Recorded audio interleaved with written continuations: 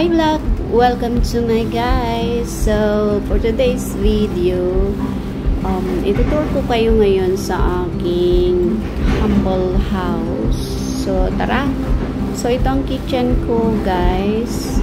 Ayan, nagpalinis ako ngayong araw na ito. So, thank you so much sa aking sister na laging nagtitake care ng aking house. Ayan, siya ang nag-ayos at naglinis lahat dyan. At siya na nag-isip kung ano yung nababagay na ilalagay dyan. So, for now, wala pa tayong masyadong nailagay na mga curtain or something dyan, guys. Kasi, wala pa tayong nabili. So, yung wall panel, hindi pa yan siya kumpleto. So, ito na yung aking mini living room. So, ganyan ang total ano niya. Ayan, ang aking mini living room. So, dyan sa banda riyan, guys, yan ang kitchen ko. So, dito sa banda rito, yan yung mga rooms. So, we have 2 rooms. Ito ang first room. May toilet, yung nasa gitna. So, yung pangatlo, yan. So, ito yung toilet ko, guys. Mini toilet. So, itong house ko, guys, is 8x9 ang size. So, meron tayong 1 toilet and 2 rooms here, kitchen and living room. So, ito yung first room.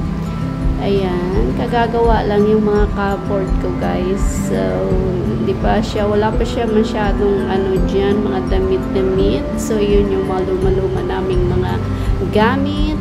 So, at dito naman, paglabas mo, makikita mo yung another room. Kasi magkaharap lang yung sila. So, yung nasa gitna is yung aming toilet. So, ito yung second room. Ayan. Kagagawa pa lang yung aking mga. So, yan yung toilet. Yan yung another room. So, apakaliit lang talaga guys ng aking house dito sa first floor. So, dun sa second floor, hindi pa siya tapos. Kung napapansin nyo guys, yung mga ano ko dyan is magkatugma-tugma dun sa ceiling at saka dun sa